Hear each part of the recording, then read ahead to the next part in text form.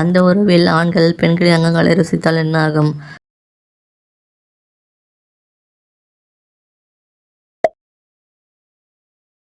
அந்த உறவின் போது ஆண்கள் கஞ்சி வெளியேறுவதை அடக்கினால் என்ன ஆகும்?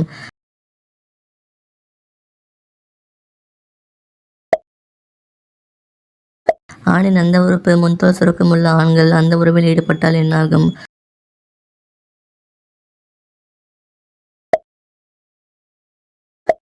ஆணுக்கு கஞ்சி நன்றாக சுரந்தும் வெளியேற்றாமல் அடக்கினால் என்ன ஆகும்?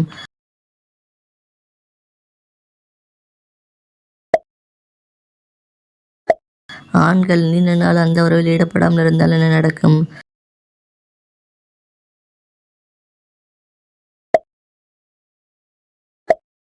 விறைக்கும் போது ஆணின் அந்த உறுப்பின் சராசரி நீளம் எவ்வளவு?